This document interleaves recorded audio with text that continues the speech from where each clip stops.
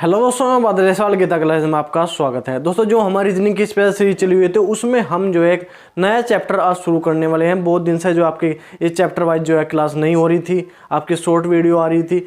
तो जो है हमारा जो है देखो, जो हम केवीएस का हम वेट कर रहे हैं, तो केवीएस की वैकेंसी आने वाली है, जिसका एचटेट का एग्ज़ाम है उसकी डेट आ चुकी है। तो आप जो है रेगुलर जो है प्रैक्टिस करते रहिए और जो है अब जो है हमारी क्लास जो है कंटिन्यू हमने कर दी है। तो संख्याओं पर आधारित जो समस्याएं हैं वो हमारा चैप्टर है। आज नया चैप्टर हम शुरू करने वाले हैं, संख्याओं पर आधारित समस्याएं।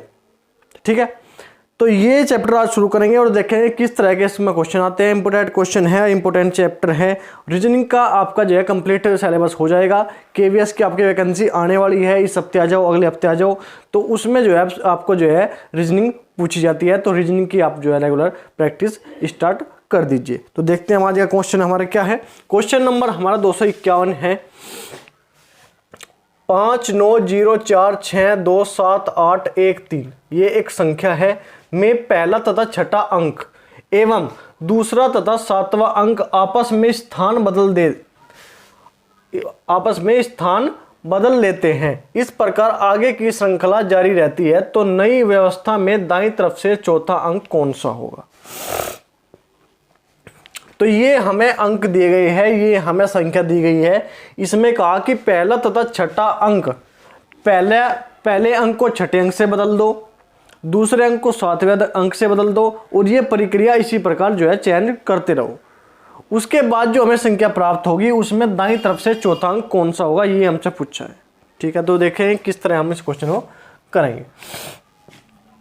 क्या क्वेश्चन हमें संख्या दी गई 5904627813। ठीक है, पहला तथा छठा मतलब पहले अंक को जो है छठे अंक से बदलना, पहला, दूसरा, तीसरा, चौथा, पांचवा, छठा। ठीक है, इस पहले अंक को जो है छठे अंक के साथ बदल दिया हमने। ठीक है, 2 को यहाँ कर दिया, 5 को यहाँ कर दिया, 2 को यहाँ कराएंगे और 5 को यहाँ पे कर देंगे। ठीक है, फिर दूसरा और सातवां, अब दूसरे अंक को हमने बदल दिया सातवें अंक के साथ। अब 7 यहाँ पे आ जाएगा, 9 यहाँ पे, 7 यहाँ पे आ जाएगा और 9 यहाँ पे आ जाएगा। ठीक है, उसके बाद 8 यहाँ पे आ जाएगा, उसके बाद क्या 8 यहाँ पे आ जाएगा, उसके बाद 1 यहाँ पे आ जाएगा, उसके बाद 3 यहाँ पे आ जाएगा। अब 9 से बाद में 0 यहाँ पे चले जाएगा, 4 यहाँ पे चले जाएगा और 6 यहाँ पे चले जाएगा। ठीक है, 1 2 3 4 5 6 7 8 9 10, 1 2 3 4 5 6 7 8 9 10। तो ये हमारी जो है नई संख्या आ गई। जो चेंज इन्होंने क्वेश्चन में बताया है वो चेंज करने के बाद ये हमारी नई संख्या आ गई। ठीक है, अब उन्होंने कहा कि नई व्यवस्था में दाईं तरफ से चौथा अंक कौन सा है। अब दाएं और बाएं का कंफ्यूजन मैंने आपको पहले भी दूर किया था। जिस तरह जब हम बोर्ड की तरफ को लिखा रहे हैं, जब हम पेपर की तरफ को लिखा रहे हैं, देख रहे हैं पेपर हमारे सामने है या बोर्ड हमारे सामने है, तो जो हमारा राइट हैंड है उस राइट हैंड की तरफ जो संख्या है वो हमारी दाहिनी संख्या होगी, वो हमारी दाहिनी साइड है, वो हमारी जो है दाहिनी दिशा है। ठीक है, तो दायां साइड हमारा जो है राइट हैंड हो गया जब हम बोर्ड की तरफ को लिखा रहे हैं या पेपर की तरफ को लिखा रहे हैं। ठीक है, तो इधर से हम देखना शुरू करेंगे, इधर से हम दाईं तरफ से देखना चलेंगे। कौन सा? दाईं तरफ से चौथा। तो पहला, दूसरा, तीसरा, चौथा, तो दाईं तरफ से चौथा कौन सा हो जाएगा? ये हमारा दाईं तरफ से चौथा अंक जो है 9 हो जाएगा। 9 हमारा जो है दाईं तरफ से चौथा अंक। बिल्कुल सिंपल बात है, इसमें कुछ भी नहीं करना। जो चेंज इसने कहा है, पहले को छठे से बदल दो, दूसरे को सातवें से बदल दो, तीसरे को 8वें से, ऐसे ही प्रकार जो है कंटिन्यू बदलते रहो। बदलने के बाद जब सारे अंक बदल जा तो उसमें दाएं तरफ से चौथा अंक हमने बता दिया। ठीक है, अब नोट करो। फिर नेक्स्ट क्वेश्चन देखते हैं 252। क्वेश्चन नंबर 252 है हमारा। संख्या 7 3 5 4 6 1 2 के अंकों को बाएं से दाएं की ओर घटते क्रम में रखने के बावजूद संख्याओं के कितने अंकों का क्रम नहीं बदलेगा? कितने अंकों का क्रम नहीं बदलेगा? बाईं तरफ से दाईं तरफ की ओर घटते क्रम में, घटते क्रम में। ठीक है,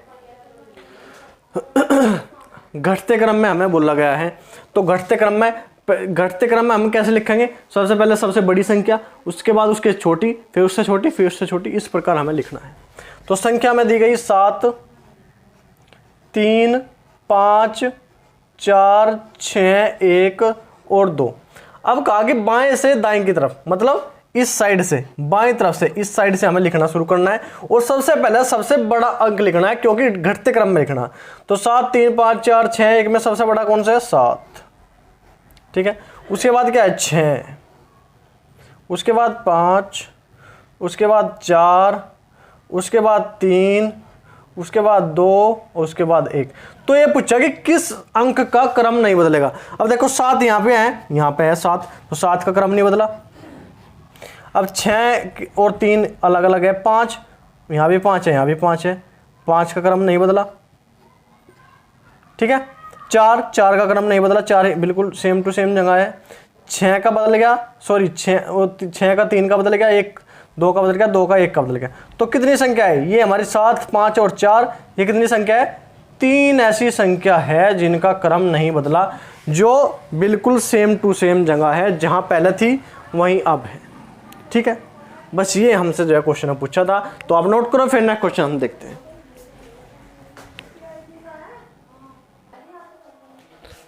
क्वेश्चन नंबर 253 हम देखें, संख्या 4 2 1 5 7 9 3 6 8 में अंकों के ऐसे कितने जोड़े हैं जिनके प्रत्येक अंकों के बीच संख्या में उतने ही अंक हैं जितने कि उन्हें आरोही क्रम में सजाने पर होते हैं, ठीक है।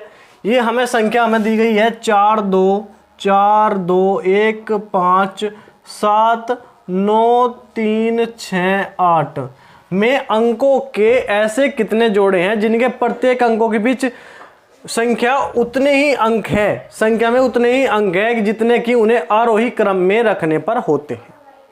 मतलब पहले अंक से देखेंगे, देखो पहले अंक से स्टार्ट करेंगे हम। देखो 4 5 6 7 8 9, बिल्कुल सटीक बात, इनके बीच में उतने ही अंक है जितने होने चाहिए। तो 4 5 6 7 8 9, तो एक तो ये हो गया, 1 हो गया। उसके बाद 9 10 11 12 नहीं होने का। उसके बाद 2 से देखेंगे, 2 3 4 5 6 7 8 9 नहीं है।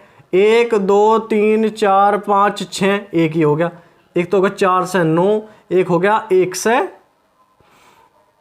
1 2 3 4 5 6, एक हो गया 1 से 6, ठीक है, 2 हो गए। उसके बाद 5 से देखें, 5 6 7 8 9 10 नहीं, फिर 7 से 7 8 9 10 11 नहीं, फिर 9 से 9 10 11 नहीं, 3 से 3 4 5 नहीं, 6 से 6 7 नहीं। उसके बाद हम इधर से देखेंगे, 8 9 10 11 12 13 14 15 16 नहीं होने का। 6 7 8 9 10 11 12 13 नहीं होने का। 3 4 5 6 7 8 नहीं होने का, 9 से नहीं होने का। 7 8 9 10 11 नहीं होने का। 5 6 7 8 नहीं होने का। 1 और 2, 1 2, ठीक है, एक ही हो गया। 2 3 नहीं होने का। अब कितने जोड़े हो गए हमारे पास? हो गए एक ये जोड़ा, एक ये जोड़ा और एक ये जोड़ा। कितने जोड़े हो गए?